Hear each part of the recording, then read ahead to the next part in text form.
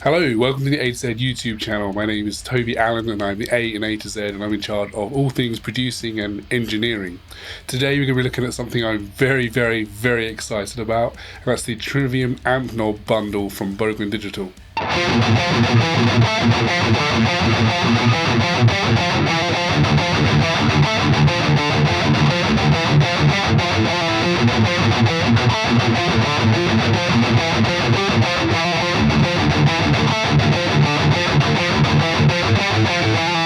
So I've been a bit of a Trivium fan for quite a while, ever since I first heard Pull Harder on the CD which came on the front of Kerrang in 2005. I've been a huge fan of both the band and also their guitar tones.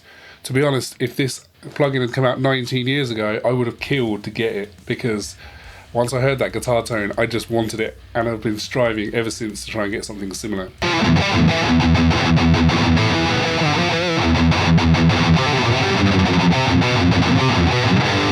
Now, Trivium, their tone has been quite consistent across all of the albums, but they have used a variety of different amps.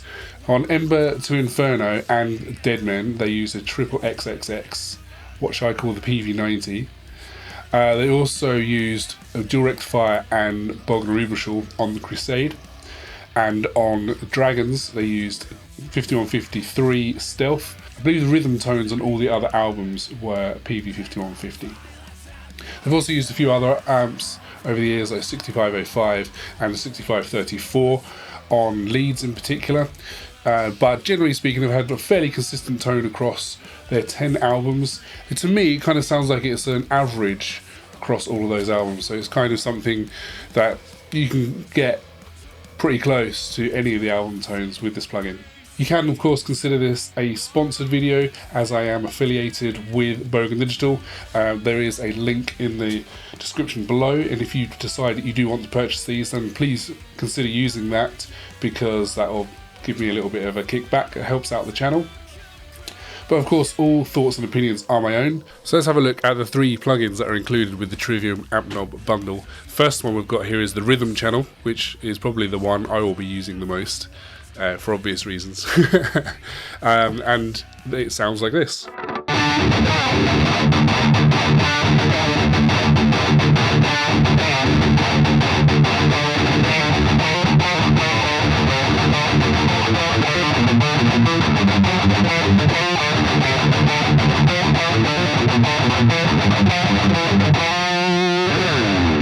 Which is absolutely lovely. Exactly the kind of tone you'd expect from a Trivium amp sim. Does the job. Well, what's interesting about this one and differentiates it from, say, the 5169 or the 6606 is that you've actually got 3 channels on this one. So as well as having the gain knob, which, let's just say that looks amazing, the way that that's sort of animated and rendered and stuff, looks really cool. You've also got a clean channel, which is the green one.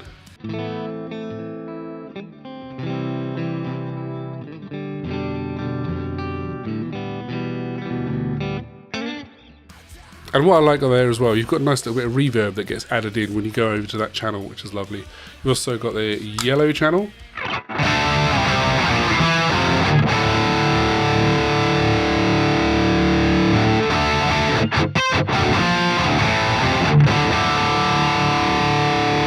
Which is lower gain, kind of crunchy kind of thing. There's a few songs in Trivium's catalogue where they have like an intro to the song or something where the guitar is lower gain and then it kicks in higher gain, and great for that kind of riff. And yeah, as well as all of that, you've also got the ability to record little riff ideas, and that's the folder there to take you to those riff ideas. You've also got a metronome with lots of options you can change on there. You've also got a tuner, and you've got 2 different cabs to choose from. So you've got this one, this is the modern, and then the vintage. Both of those sound really great. And you've also, of course, got the IRDX technology built into this one as well. Then you've got the settings there, and you can change things like the gate settings and your interface settings. So let's move on to the lead. So here's the lead sim.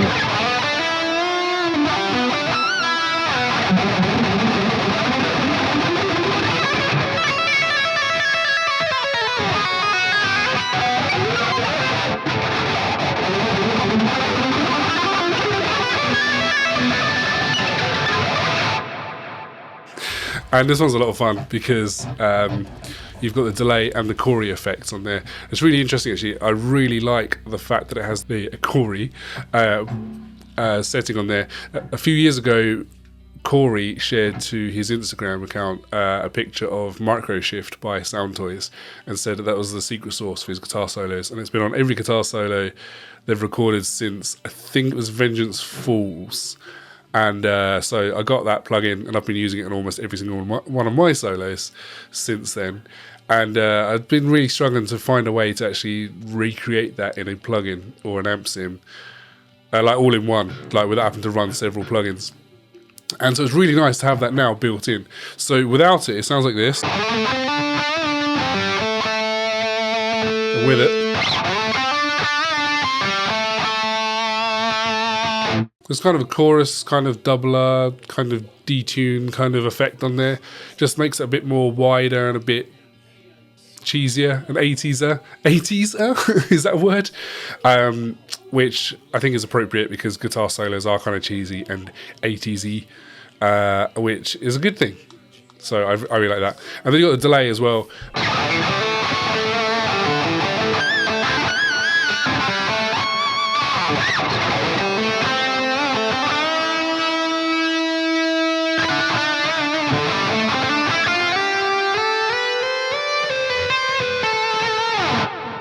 And that plugin just makes me want to load up some backing tracks on YouTube and just shred all day now. Not that I can shred, but I can at least like improvise or whatever. So yeah, that is probably going to be my go-to for recording solos for sure. And a lot of that is because of the Corey switch. I really enjoy that. So let's check out the bass one.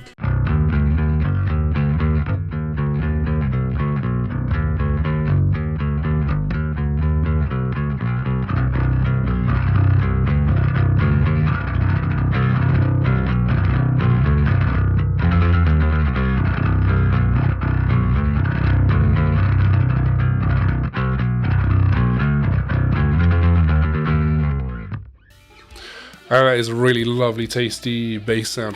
Got just the right amount of gain on there, I think, on that default setting. And I like that it's got a very distinct sound apart from the other bass amp that Bogren had brought out. So that's really nice. You've also got the ability to turn the drive off.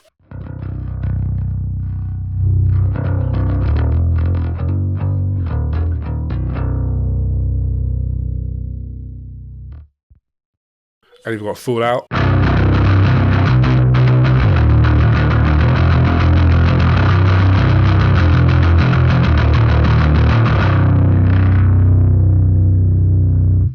It gets pretty mean when you pull it up full. And I really like that. I think apparently it's a direct representation of Paolo's live rig, which, if I remember correctly, he uses dark glass at the moment, their head and cab. So presumably it's a recreation of that. But yeah, it sounds great. I think this has replaced STD as my favourite bass amp sim now. So I'm sure I'll be using this one plenty. And yeah, so that's how those three sound. So thank you very much for watching. If you enjoyed what you've seen, give us a cheeky thumb, hit the subscribe, and we'll see you again soon.